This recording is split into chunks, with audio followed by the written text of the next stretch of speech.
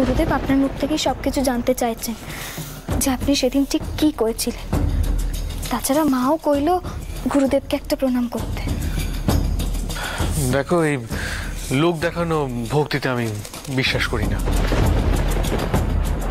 তাছাড়া উনি তোমাদের গুরুদেব, তোমরা গিয়ে প্রণাম করো। আমায় নিয়ে কেন টানাটানি করছো? তাছাড়া আমি এসব প্রণাম টনাম করতে পারবো না। তবে যে আপনি করেছিলেন, না মানলেও আপনি আপনার কর্তব্যটুকু করেন, তাতে আপনার কোনো অসুবিধা হয়নি? কি হলো ছোট ছোট? মথুর বাবুকে দিলি না আরতির দাম? উনি সব মানেন না দাদা। মানি না ঠিকই, কিন্তু কিছু কিছু কর্তব্য আমি পালন করি। তা আমি কখন কি বলেছি তা তো তোমার মনে থাকে কি করে বলো তো? সবার মনে থাকে কোথায়, তবে এই কথাগুলো এমন একজন করেছিলেন যে তার ভালো মন্দ কোনো কথাই আমি ভুলতে পারি।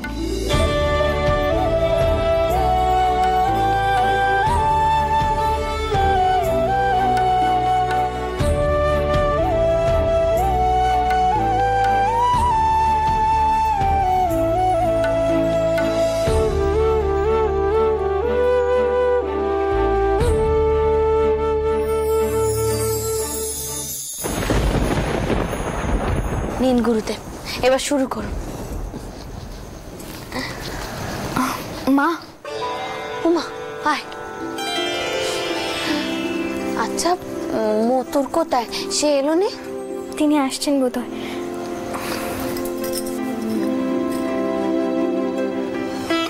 সৌভাগ্যবতী হও মা, পুত্রবতী হও। তা জামাই কই? এ বিবাহ যে সুখের হবে তা তো আমি কোষ্ঠী বিচার করে বলেছিলাম। হয়েছে তো বৌমা? হ্যাঁ গুরুদেব, আপনি যখন করেছিলেন গুরুদেব এই বিবাহ সুখের হবে, তখন নিশ্চয়ই হবে। একটু সময় তো দিতেই হবে। তা হ্যাঁ রে মা, বর পছন্দ হয়েছে তো? আমার কাছে কিন্তু কিছু লুকোস না, কারণ তোদের ভালো মন্দের ভার আমার ওপর।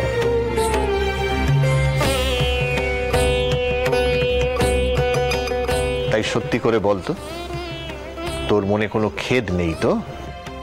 না গুরুদেব, আমার মনে সত্যি কোনো খেদ নেই।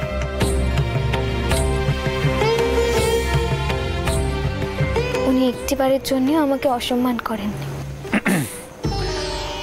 উমা, মতু, এসো বাবা এসো। মা আমাকে ডেকেছিলেন? হ্যাঁ বাবা, ডেকেছিল।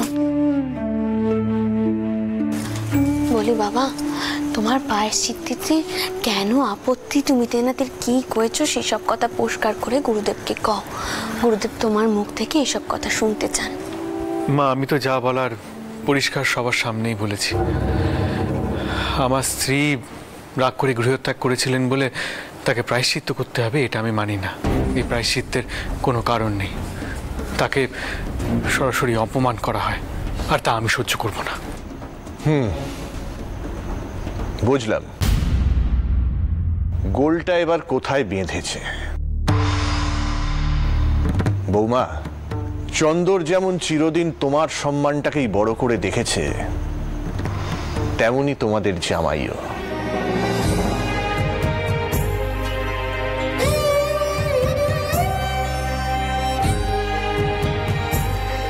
কিন্তু বাবা জীবন, আমি বলি কি, সরাসরি কোনো বিরোধে না গিয়ে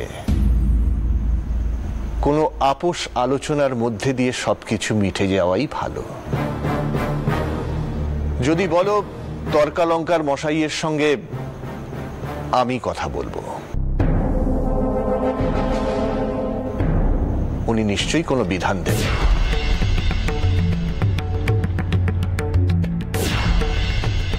আর নামমাত্র প্রায়শ্চিত্ত করে যদি সব দিক রক্ষে পায় তো সেটাই করা উচিত, তাই না? কিছু মনে করবেন না গুরুদেব, তবে আমি ছোট বড় কোনো প্রায়শ্চিত্তকেই সমর্থন করি না।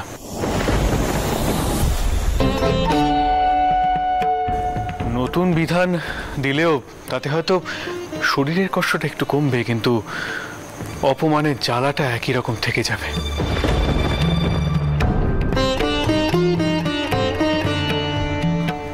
মথুরের সাথে আমিও একমত গুরুদেব, আর তাই আমি আপনাকে আসতে অনুরোধ করেছিল। এই অন্যায় এবার আটকাতে হবে।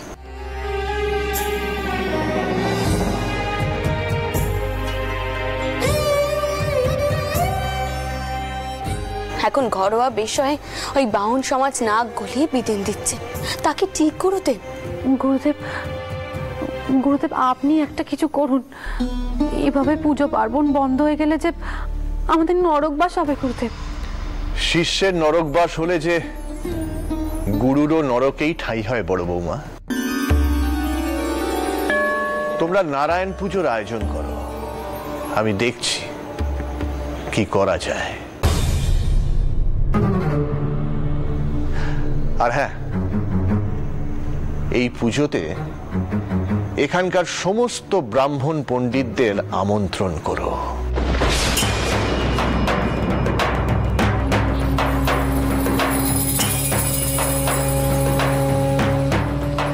বেশি করে দান ধ্যান করো, যাতে তারা বলতে বাধ্য হয় এত দান ধ্যান তারা জীবনে কোনোদিন দেখেনি।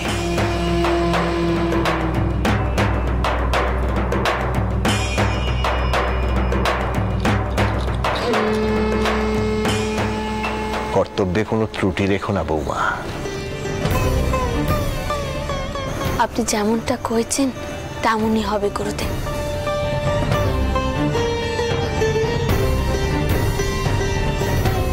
কল্যাণ হোক। লেঠেল আর কিছু লোক দিয়ে বাউন পাড়াতে বেশি করে সিধে পাঠাও।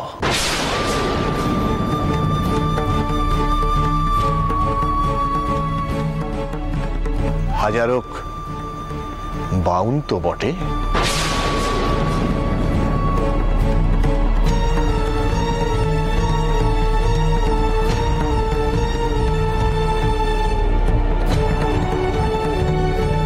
বেশি করে সিধে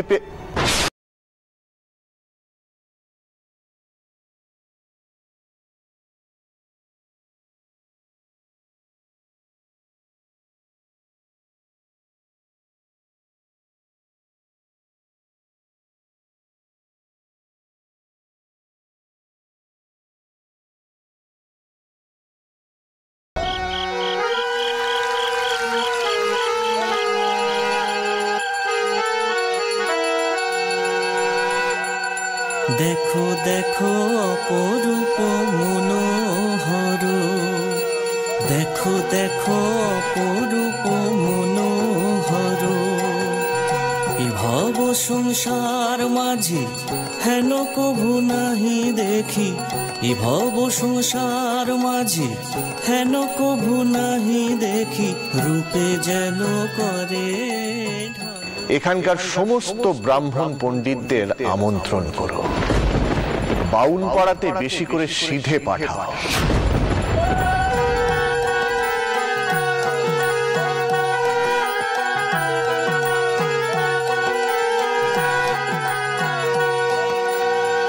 পাশে রসবতী রাধা ব্রজগোপী হয়ে বাঁধা, পাশে রসবতী রাধা ব্রজগোপী হয়ে বাঁধা। চৌদিকে ধরিয়া রহায় যেন নব শশধর মনোহর পরমাদে, যেন নব শশধর মনোহর পরমাদে। বৃন্দাবন পানে সবধায়, বৃন্দাবন পানে সবধায়, বৃন্দাবন পানে সবধায়।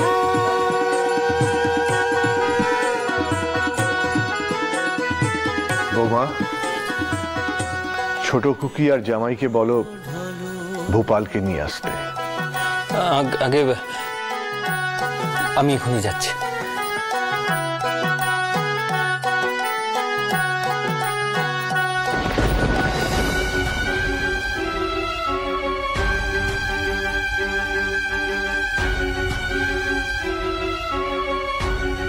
এ কি, আপনি পুজোয় যাবেননি? না, যাবো না, তুমি যাও। কে রত্ত, আপনি ভূপালের কল্যাণের কথা একটিবারও ভাববেন না? যে ব্রাহ্মণ দল আমাদের এত এত অপমান করেছে, তাদের দান দেওয়া হচ্ছে, সিধে পাঠানো হচ্ছে, এ আমার পক্ষে মেনে নেওয়া সম্ভব নয়।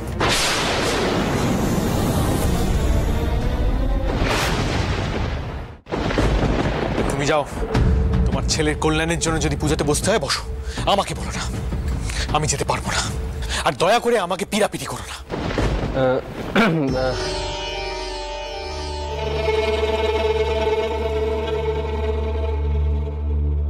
দেখো মথুর, সবসময় যেতে যেতে করলে কিন্তু সমস্যার সমাধান হয় না।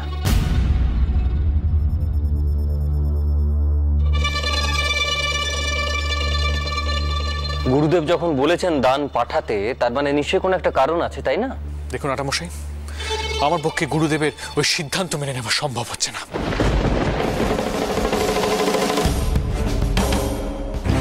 আপনি আপনার ছোট শালিকাকে নিয়ে যান, আমি যেতে পারবো না, আমার পক্ষে সম্ভব নয়।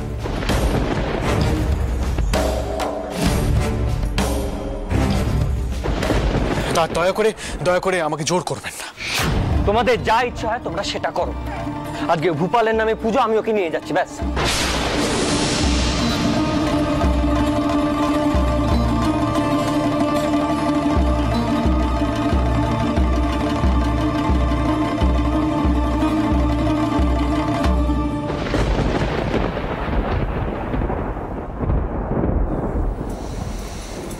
কি বলার আছে বলেই দাও না, চুপ করে দাঁড়িয়ে আছো কেন? মনে মনে তো আমায় যা নয় তাই বলে যাচ্ছ।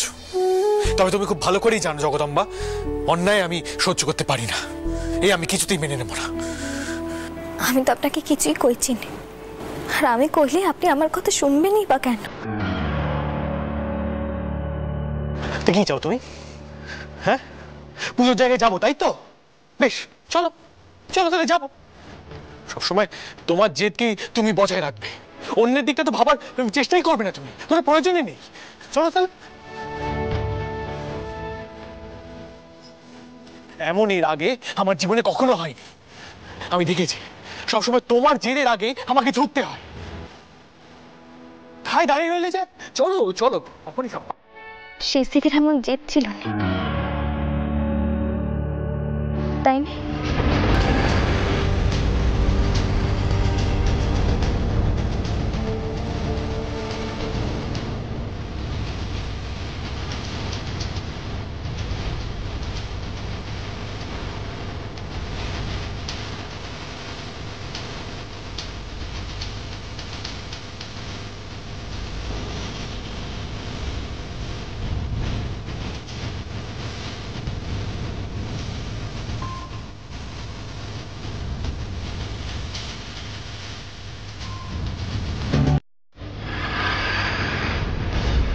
সব জেদ শুধু আমার মধ্যে এসে গেছে, আর এই কারণেই আপনার আমাকে মেনে নিতে খুব কষ্ট হয়, জানি আমি।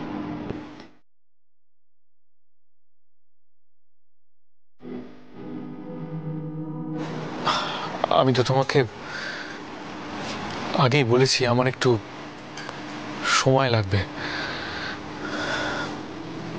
তাও তো নতুন ভাবে এগোতে চেষ্টা করছি, দেখছোই তো।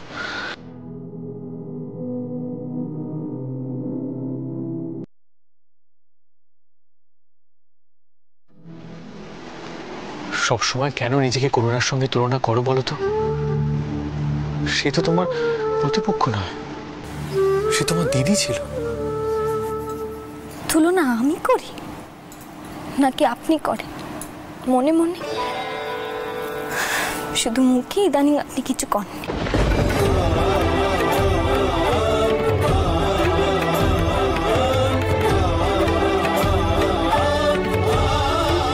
তুলনা আমি করি নাকি আপনি করেন মনে মনে? শুধু মুখে ইদানিং আপনি কিছু করেন।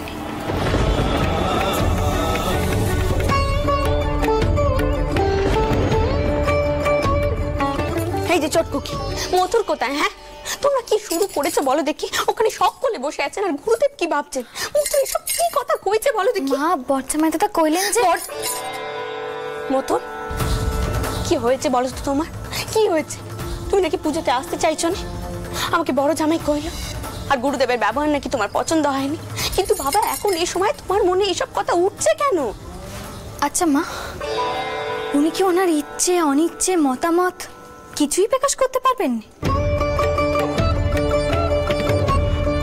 সে কথা তো আমি কইনি চটকুকি, কিন্তু আমরা অনুরোধ করে গুরুদেবকে এখানে নিয়ে এসেছি, তিনি আমাদের কথা এখানে নিয়েছে। এরপর কি আমাদের মুখ তাকে তুমি বলো? দেখো মা, বর্জামাই দাদা তো তোমাদের কি কথা কয়েছেন আমি জানি, কিন্তু উনি এমন কিছুই করেননি যাতে তোমাদের মুখ ছোট হয় মা। উনি শুধু কয়েছেন যে বাউন সমাজ আমাদের এত অপমান করেছে তাদের সন্তুষ্টির জন্য দান দেন তিনি মেনে নিতে পারছেন। এতে যে কার মুখ ছোট হচ্ছে আমি জানি। কাকে কি বলছো জগদম্বা? ছি ছি মা, আপনি দয়া করে কিছু মনে করবেন না।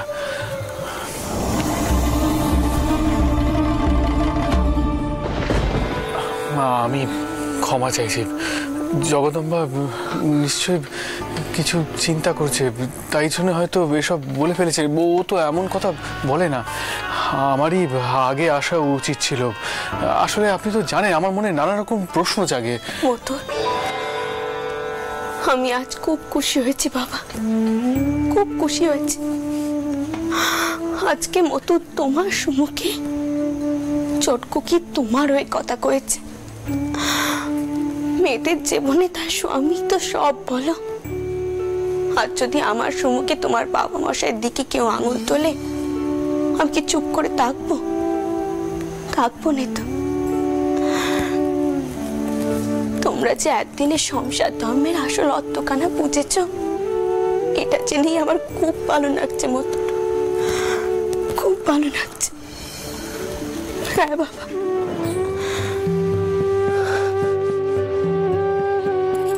আর বাবা একখানা কথা জেনে রেখো, গুরুদেবের যে কাজে তোমার আপত্তি সেই কাজের পেছনে কিন্তু একখানা উদ্দেশ্য আছে। থাক বৌমা, থাক, আমি বাবা জীবনকে সবকিছু বুঝিয়ে বলছি। গুরুদেব, আপনি আবার উঠে আমি তো খুশি হলুম বৌমা। হ্যাঁ,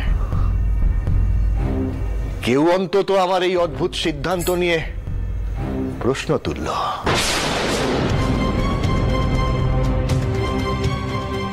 তুমি যে আমার উদ্দেশ্যখানা বুঝেছ সেটা আমি জানি মা। তোমার মতন বুদ্ধিমতী মেয়ে বুঝবে না তা তো হয় না। কিন্তু অন্যরা সকলেই শুধু মেনে নিয়েছে।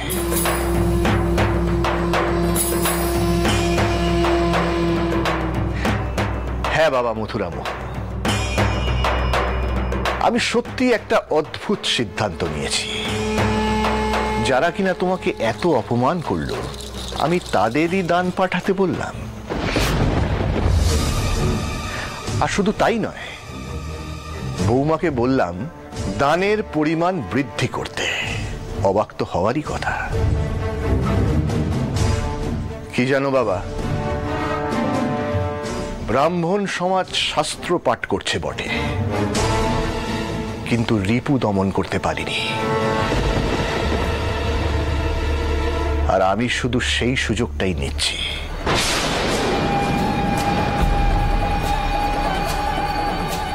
আমি নিজে ব্রাহ্মণ হয়ে বলছি, ওরা যা করছে সেটা ঠিক করছে না।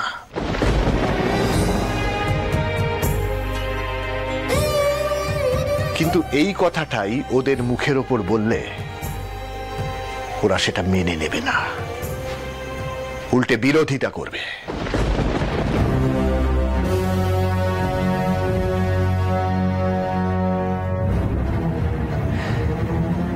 তাই আমি একটু অন্য পথ ধরেছি, বলতে পারো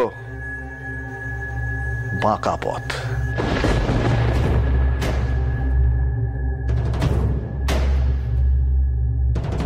বাবা মথুরা মোহন, সত্য প্রতিষ্ঠার জন্য এটুকু ছলনা অন্যায় নয় বাবা।